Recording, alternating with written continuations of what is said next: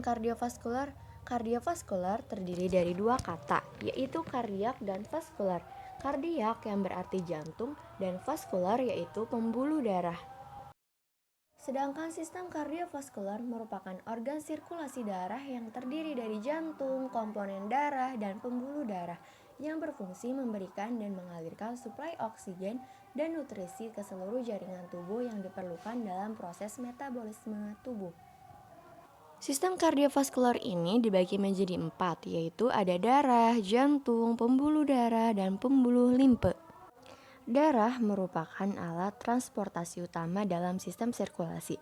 Darah terdiri dari dua bagian, yaitu yang pertama berupa cairan atau plasma berfungsi untuk membawa nutrisi, gas, hormon ke seluruh tubuh.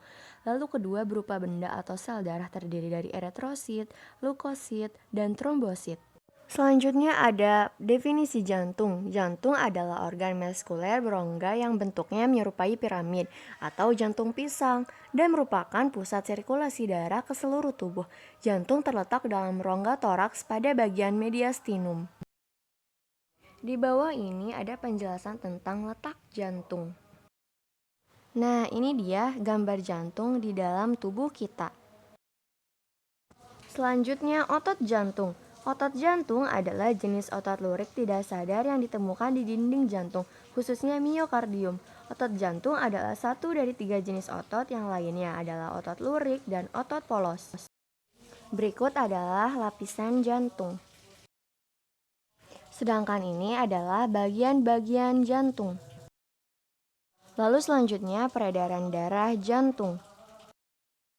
Jantung ini dipersarafi oleh serabut saraf simpatis, parasimpatis, sistem saraf autonom. Jantung memiliki beberapa fungsi, yaitu memompa darah ke seluruh tubuh, arteri membawa darah dari jantung, vena membawa darah ke jantung, kapiler penghubung antara vena dan arteri.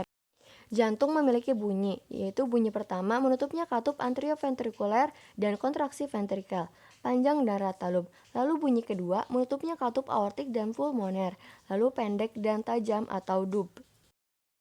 Berikutnya ada pembuluh darah. Pembuluh darah adalah bagian penting dari sistem sirkulasi di dalam tubuh manusia. Pembuluh darah ini diibaratkan seperti selang mengalirkan darah dari jantung ke seluruh tubuh dan sebaliknya. Pembuluh darah bermanfaat sebagai transportasi darah dan juga berkontribusi terhadap pengendalian tekanan darah. Pembuluh darah ini terdiri dari ada pembuluh arteri. Pembuluh arteri ini membawa darah dari jantung ke organ. Sedangkan pembuluh vena membawa darah dari organ ke jantung.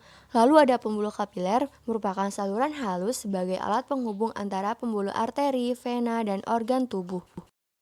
Yang terakhir ada pembuluh limfa atau sistem limfatik. Pembuluh limfa adalah sekumpulan jaringan dan organ yang membantu membersihkan tubuh dari racun, limbah, dan apapun yang berbahaya terhadap tubuh termasuk mikroorganisme jahat. Fungsi utama dari sistem limfatik adalah untuk mengangkut getah bening, cairan yang mengandung sel-sel darah putih untuk melawan infeksi. Faktor yang mempertahankan tekanan darah yaitu banyaknya darah yang beredar, viskositas atau kekentalan darah, elastisitas dinding pembuluh darah, dan yang terakhir tahanan tepi.